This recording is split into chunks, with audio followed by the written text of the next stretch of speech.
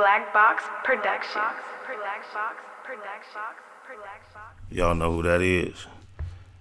That's the most famous picture of him that I can remember.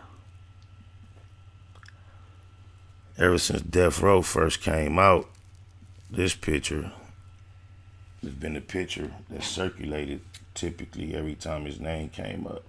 For those that don't know why his name would come up because this is Harry O, and he is rumored, and I just say rumored because I don't know nothing about it firsthand, so I just say rumored as a disclaimer to keep me out of the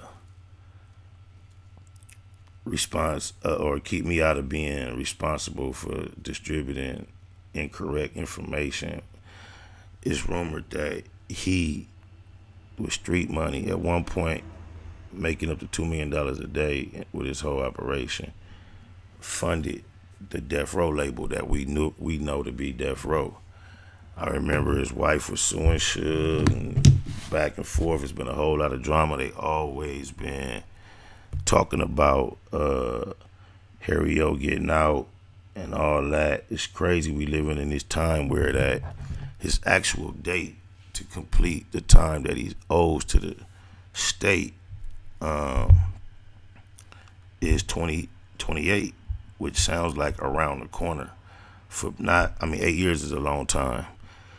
Don't get me wrong, but when you're talking about people that are doing time and have done time and are familiar with the process of doing time and just know how numbers can get and how much time he's already done on this bid, 8 years sounds like 2020 anything, because we're in 2020. So for him to be scheduled to come home 2020 anything seems like, wow, Harry O coming home. However, Free Big Meech, they shot him down. Now mind you, Takuchi was in the federal penitentiary. He got out, COVID. Southwest T, federal penitentiary, got out, COVID. Big Meech shot for it, they shot him down. But now they're saying that Harry O got action. They say Lompoc, a federal judge is expected to decide within weeks whether to free Michael Harry O. Harris, the incarcerated former Los Angeles cocaine kingpin who financed the creation of Death Row Records in the 90s. For Harris, 58, this is only the latest attempt for a release. For decades, he has been incarcerated in federal and state prison for various convictions related to a massive international cocaine trafficking he built in the 1980s, which at its peak generated an estimated $2 million per day. But unlike many in his situation, Harris has the backing not just of justice reform advocates, but law enforcement members and elected officials who have lobbied for his freedom in recent years. Harris is currently incarcerated in federal correctional institution Lompoc, where his federal sentence is set to end October 28.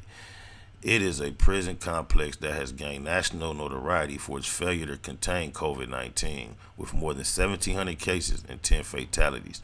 The prison was recently sued by the ACLU over its handling of the pandemic. According to court filings by Harris' legal team, Harris is afflicted with Guillain-Barré syndrome, a disease where the body's immune system attacks the nerves, which can lead to full-blown paralysis.